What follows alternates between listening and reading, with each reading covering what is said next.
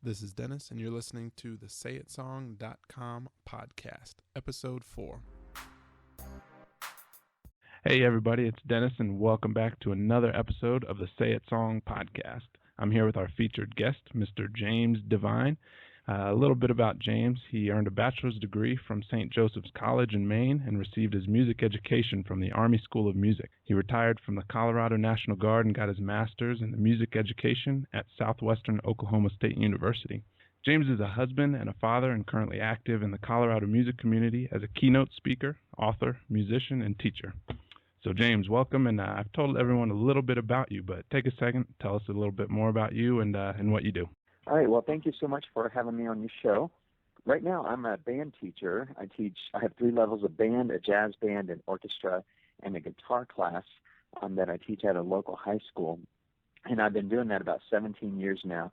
Been in the music business a total of about 30 years. And when I get the opportunity, I perform and speak about 10 to 20 times a year, kind of depending on what the open doors are with that.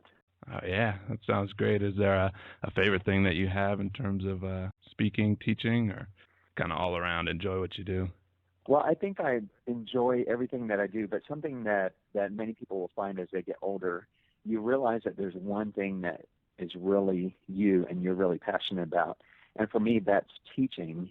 And what I've come to discover, even when I'm speaking and even when I'm performing, that teacher aspect comes out in that. Yeah, that's great. And I saw on one of your websites that you're an advocate of the lifetime learning. Can you tell us a little bit more about that? Yeah, I joined the Army right out of high school and got to be in the Army band. I got to go to the Army School of Music. And so I never really had the usual experience of going as an 18-year-old to college. I got married, and then a year or two later, the kids started coming along. And so I've been a big advocate of lifelong learning. I started taking 1 or 2 college classes every duty station I was at. And before I knew it, it was like, oh, wow, I'm almost finished with my bachelor's degree. And then I was a little bit more specific with the master's degree. It was something more that I really needed and wanted to learn. But I've always been an avid reader since about the age of 10. Right now, I average about 1 book a week, depending on the time of year, and I go to 3 or 4 conferences. So even though my formal education is done after the master's degree, there's still probably weeks and weeks, if you add it up, of every year that's devoted to learning. That's great. Now, in terms of the background and kind of the classes and going towards music education, where do you think that came from? Why did you decide to choose the music industry, or how did you figure out that was your passion? It's a funny story. I was in 6th grade, and you had the choice of being in band, choir, drama, or just staying in your homeroom class and reading. And believe it or not, that's what I chose to do. I just decided I'd stay in my homeroom class and read. And about 2 weeks into that, there was only like me, 1 other student, and the teacher. About 2 weeks into that, I heard about how much fun my classmates were having in band, and they said, hey, you ought to come try it out. And I found out I was really good at it. Once I joined, I just really excelled. But it wasn't until about my junior year that I knew that this would be something that I would more than likely pursue for a career. And I think some things kind of lined up in my life around that time. I had made what we call all-region band, and I made first chair in that in my sophomore, junior, and senior year. So that kind of was pointing me in that direction. And how do you tie that in with the speaking piece in terms of, again, going back to the teaching others and passing on the information that you've learned and acquired over your time? The speaking is, I like to talk about myself as a musical storyteller. Not so much, there are people who write songs about their experiences. That's not really my angle, but I'm teaching different things. There's a forgiveness seminar that I do, and also a how to make it in the music business seminar.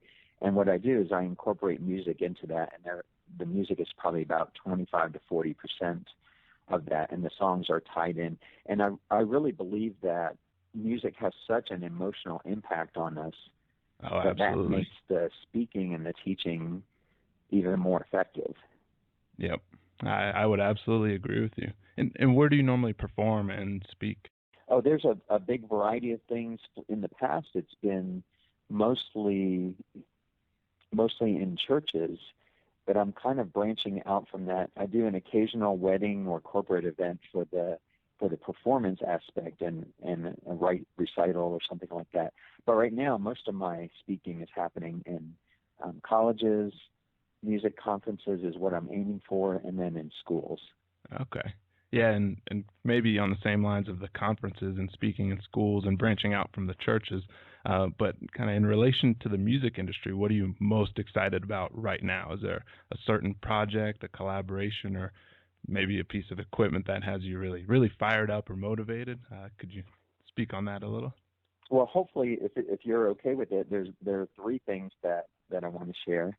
I just Yeah, finally absolutely. came into the 21st century and got an iPhone, and I'm just impressed with what I can do with my iPhone. So right now, I use it in class every day as a tuner and as a metronome. The recording feature on it, the voice recorder. I have a podcast of my own that I host, and I've been doing all my recording on the iPhone now. So I'm just excited about that piece of technology and what it can do. I record my rehearsals and let the students listen back to it, and it works better on the iPhone than the $200 digital recorder I purchased not too many years ago, specifically for that purpose. Oh, wow. Do you And find yourself teaching students about using their iPhones if they may have them in class? yes, yes, definitely. The I'm not sure how old you are, but when I was in high school, if you had to buy a tuner, it was like $25, $30 Yeah. 30 years ago, 35 years ago. Same thing with a metronome. There might be ones you could get for 15 or 20, and Yeah. now they can, if they have the smartphone, they can get free apps that will do the same things that those things did. Yeah, that's great. And just to touch on, I'm only 29 years old, kind of born in '85, but I do remember some of those times and how really technology nowadays is making things extremely convenient, bringing price points down in terms of being able to have access to different equipment. So Well, yeah, absolutely. you were born the year I graduated from high school. Oh, oh wow, yeah. The So, another thing that I'm excited about, I went to a national conference in December, and the college group gave a demonstration of what they call a collaborative rehearsal, and I really love that. It's all about teaching the students leadership, and basically the director steps out of the way and he lets the students. There's some ground rules in place. You stand up to make your comment. You try to provide some kind of constructive feedback. There's someone who one of the students kind of runs the rehearsal, and there's groups that will not play while they listen to another section of the band play, and then they offer their feedback and advice about how to improve that. And that it was exciting. They basically just turned a rehearsal loose in front of us and let them demonstrate how that process works. oh wow, and that was in like kind of a seminar form, or? That was at there's a big conference it's the biggest conference for band directors and orchestra directors called the Midwest Clinic, and it happens every year in Chicago. So one of the college groups came and talked about this collaborative rehearsal process. Okay, wow. Yeah, that sounds really interesting. Kind of a different way to go about it. Me personally, I think it'd be fun to watch one of those, and I'd love to hear more about that collaborative rehearsal. That's very interesting. Did you have anything in terms of what you're excited about right now, kind of the iPhone and that seminar, excuse me, that conference that you went to? I'm sorry, say that again. Is there anything else that you wanted to mention or touch Oh, on in terms of? yeah, one more thing. There's a new thing coming out now called Winter Winds, and it's something that if you were to take a marching band and put them on a stage or in a gymnasium, that's basically what that concept is. And it's a very entertaining show. And as far as I know, it's brand new this winter. There's always been what they call winter color guard and winter percussion, and now they're doing one where it's like a whole group with wind instruments. Yeah. And now, is there still that marching band aspect to it in terms of movements and precision there? Yes, that's exactly Oh, wow. what it brings, except it brings it indoors through the winter and in a smaller space. You don't have to worry so much about the weather and that sort of thing. Oh, wow. Yeah. Sounds like some interesting and unique sets of challenges that come along with that. Yeah. And kind of moving on to the next question. In terms of your teaching, again, I'd like to keep going back to that so we can help everybody else learn from experiences that guests on the show have had. But can you tell us a time of some time when you failed and really how you got through it and lessons that you learned from that failure? All right, and it's more of a performance thing, if that's okay. The story that I'm thinking of. When I transitioned in 1996 from the Army bands to a self-employed musician, and I was completely self-employed for about 3 or 4 years, gigging about 125 times a year. I was leaving the Army in May of that year, and so as I led up to that May departure date, I pretty much called every contact I had, and I had set up a lot of gigs and a lot of events for that summer, May, June, July, August. And I was busy that summer and pulling in money. It wasn't a huge amount of money, but the money coming in was good. Then September hit, and I realized I didn't have any gigs at all in September, nor did I have any scheduled for after September. And so no gigs equaled no income. And so it was a tough time for me. I was finding that, like most people who are gifted in a creative type of area, it doesn't have to be music, but just a creative area, will find the rejection that you face in seeking out business is probably the hardest thing to overcome. So I had to develop a process and a thick shell to get through this. And basically, I developed a follow-up process where I just decided that no matter what happened, I was going to contact 10 new people every Tuesday, every Wednesday, and every Thursday. And I had at that time a letter of introduction, and then I would follow up about 2 weeks after that with a phone call and ask them if they wanted a packet that had a CD and like a press kit in the packet. Well, out of every 20 people that I would initially send the letter to, 10 of them would say, go ahead and send the packet. And then out of those 10, one would usually book me, and another 6 or 7 would say, no, we're not interested, and another 2 or 3 would say, not right now. And I would keep on calling those not right nows for 2 or 3 months. Every 2 or 3 months, I'd give them another call. And sometimes they would turn and say, yeah, we'll go ahead and book you. And sometimes they would say, no, we don't like your music. Sometimes after a year or two of me calling them, it's like, why didn't you tell me that 2 years ago?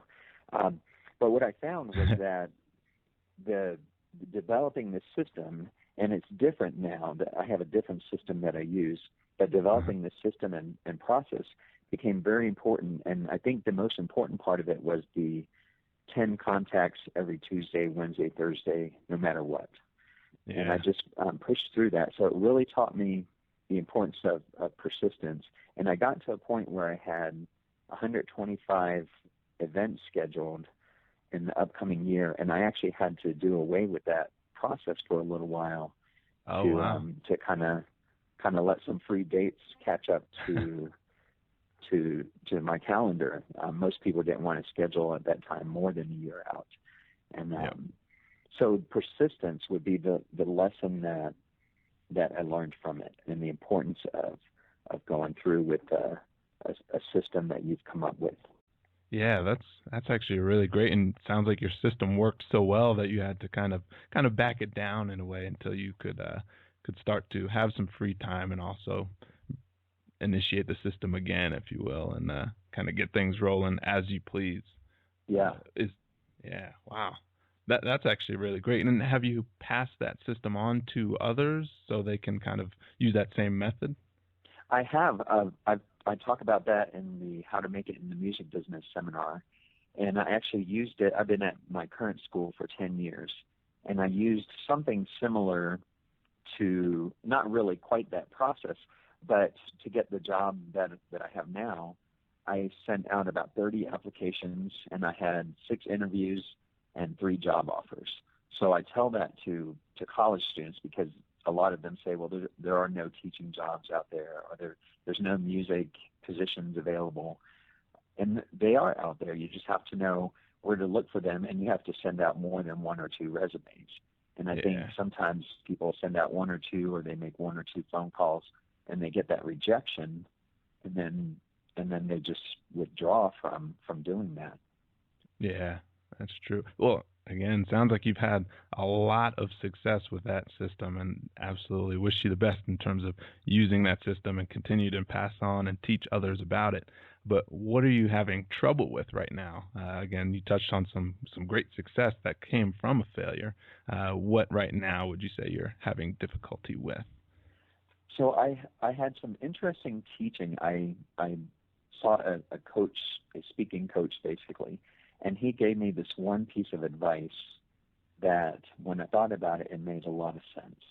And the piece of advice was that you should never accept a speaking gig below your level. And what he meant by that, and I'll put it in a musician perspective.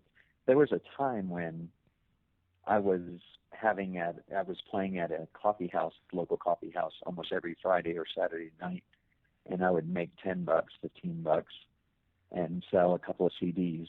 And there was a time that was great for me, that especially earlier on in my career. If I could make $30 for an evening, then I was very happy. Now, when I think about it, Friday night is my date night with my wife, and I don't want to go to a coffee house and give up that for $30. Yeah. And it's not that those gigs aren't important, but I've got high school kids who can do that. And here's the actual way he phrased the advice. He said, when you take a gig below your ability level, you're stealing that from someone else. If I go play at a coffee house right now, there are musicians who are early on in their career who could learn from that experience, who could really enjoy getting paid the $30. And if I go play, if the organizer, if they have the choice of me or someone who's 18 or 19 and just getting started for the same price, they're going to pick me. But if I do that, I've stolen that gig from that young person. And that was an eye-opener. So that gets me back to, what am I having trouble with right now?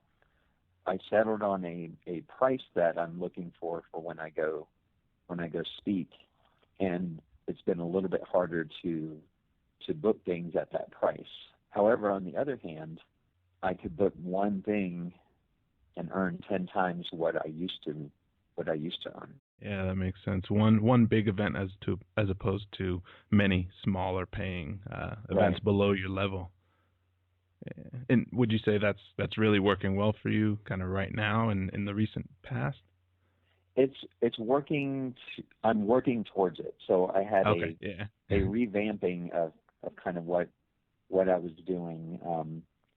Last year, for example, I spoke about 25 or 30 times, and I'm sorry, 2014, I spoke 25 or 30 times, and then I'm losing what year? What year? It was 2013. I spoke 25 or 30 times, and then 2014, by design, I only spoke about 6 or 7 times, and I'm okay with that. It gave me time to work on some other projects and to get another album out and write an ebook. So it was okay. I work full-time teaching, and I'm not needing the money right now. That's great.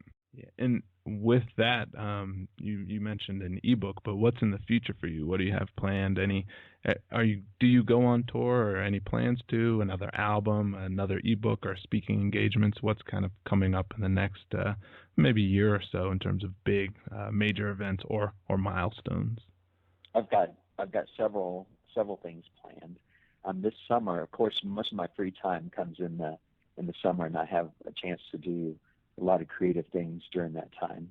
This summer, I would like to develop a video course called What to Do the First Week of Band, and it'll be for new teachers who are looking to develop some systems and procedures for what they do the first week of school.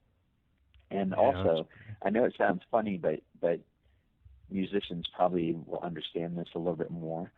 I'll be recording or hoping to record a Christmas album this summer, so that I'll have that ready and can get it edited and have it ready for release about October or so. Oh wow, that's great. That's really great. And will it be all you on the album for the Christmas album? Yes, Okay. it'll be all me. I have a little home studio I'm going to do some recording in. The third big thing, and I should be finding out about this in the next couple of weeks, I put in a proposal to speak at that Midwest Band and Orchestra Clinic that I was telling you about, that I saw the collaborative rehearsal at. So I'm hoping to be accepted for that speaking. Yeah, that's great. And would it be in Chicago again? Yes, that would be in Chicago. It's a great event for anyone who is involved in the music education field. Yeah, that's great. Yeah, and it sounds like you have kind of a wide range of things in terms of teaching. It sounds like teaching teachers, and also the album, and then kind of going back to that festival to participate and network, maybe if that's something that goes on at the Midwest Festival. Yeah, it's a chance to meet a lot of people. I probably met about 20 people this year. All the composers that are in the band field that write music for like high school students, a lot of them have booths, or they're available there for you to meet them. So I met several composers of songs that my high school has performed, and that was really cool to have a chance to get to meet them and stuff. Yeah, that's great. And I'd love to kind of link up with you after the show and get that information so we can put it into the show notes for the podcast. So I'll definitely have to get that from you and make it available to everybody. But kind of switching gears to a different type of question, if you will. But if you had to start over with nothing that you have now, and kind of what would you do in the next 30 days to get back to where you are currently or to a better situation? That's a very interesting question, and I love that question and what it opens up doors of possibility for. I'm assuming that there'd be a computer and internet and that sort of thing available. So I think the first thing I would do is to create some type of lesson flyer, and then I would go knocking on doors of the music stores, the schools, and try to get a group of students, because I really think that sometimes if you have a little bit of a knack for teaching, sometimes that can be kind of your bread and butter, pay the mortgage. I know for me, even when I was performing full time, I had about 10 or 15 private students, and they brought in enough money to pay the mortgage and some of the basic bills, and it was a little bit more steady versus the performance income. So that's what I would do. I would go knocking on doors and try to develop a small studio of students, and then I would go sit in with as many groups as I could that I saw were playing my style of music around town, and start handing out business cards and telling them I was available as a sub, maybe offer to play for free so they can get a sample of what I do, and I would just try to really make a connection in that community. Yeah, that's definitely great advice. And what would you say your genre is as you would look to others around the community? Smooth jazz is probably where I would fit in the most at. Yeah, that's great, and that makes me really excited for that Christmas album. Hearing some smooth jazz in a Christmas album, I'm excited for it myself. So yeah, you'll definitely have to keep me posted on when you release that. All right. And what's one piece of guidance that you would want to give to other people, other musicians and artists that want to do what you're doing now? The best piece of advice that I can think of is that I would say persistence pays off. And when I think about even when I was performing full time, and hopefully we're all getting better as we progress through life.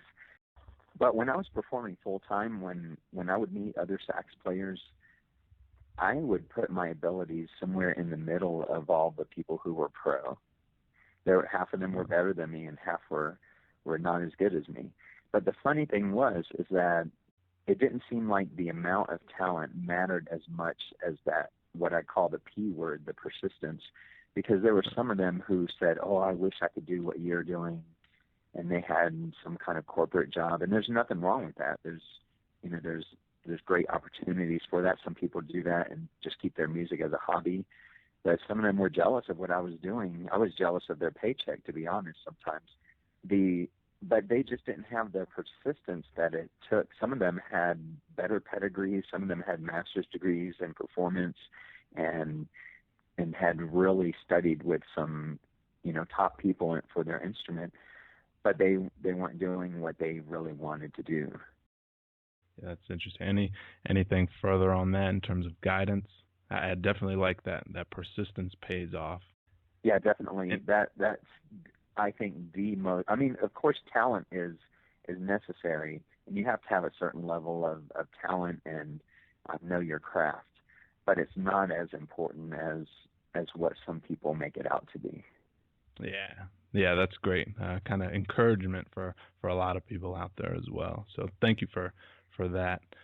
And before we wrap up with the last little bit of the show, I do want to take a time and say thank you for taking time for the show, for this interview, and passing on the knowledge that you have. And also, thank you for your service. You mentioned your time in the Army. So again, thank you there for your service. And also, it's great to hear you have that teacher's heart, kind of passing on the information and knowledge that you've gained and acquired throughout your time in the music business, music industry. So again, thank you for that. Thank you for having me on your show. I appreciate it. Yeah, no problem. My pleasure, absolutely. And how can our listeners get in touch with you, and where can we go to find some of your work? I'm going to give you three different things to do. So my performance website is jazzysaxman.com, and that's a place where people can see the CDs I have and listen to some samples of music. There's also some videos of some performances there, and also on that page, as soon as you go on the landing page, there's links to Twitter, Facebook, and Instagram. If we have any music teachers out there, I host a music ed podcast, and it's at themusicedpodcast.com.